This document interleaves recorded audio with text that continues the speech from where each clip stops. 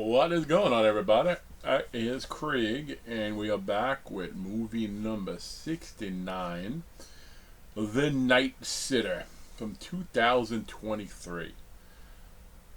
I watched the preview for this movie, and I got some babysitter vibes, and I enjoyed the babysitter. I liked the babysitter 2 as well, albeit it wasn't as received as well by people, but I did dig it, especially the ending. But the night sitter, a girl's babysitting at this guy's house. It's just the father and son. The father is into a lot of occult stuff. And the daughter, the babysitter, is there to rob him. I don't know if she necessarily knows he's all about occult stuff. She just knows it's a big house. And behind that door that's locked, that's where the good stuff is.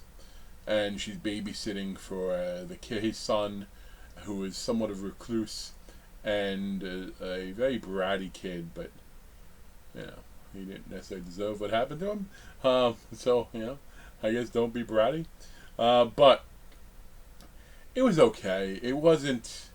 I mean, I guess I could spoil it if I want, but there's nothing particularly ranty for me to delve into. So there might be some people that see the preview and dig it.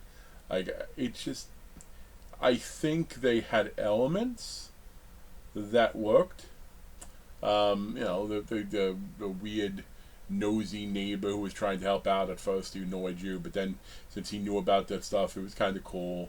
You also had some weird, like, beta boyfriend, kind of, not really boyfriend, but, who showed up and, you had a good mix of characters, I guess. They did establish that somewhat.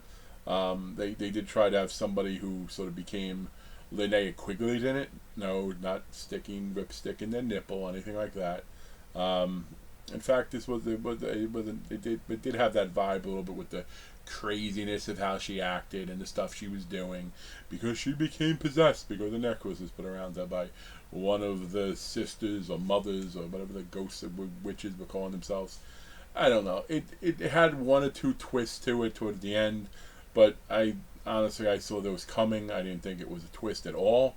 But they probably, whoever wrote it's like, oh, people are going to be like, oh my God, I can't believe he knew. No, they weren't. They knew. We saw it coming. It was relatively transparent. But, if you dig that type of movie, it definitely had that vibe, sort of a very poor man's Night of the Demons with, a hint of a little bit of positive elements from The Babysitter.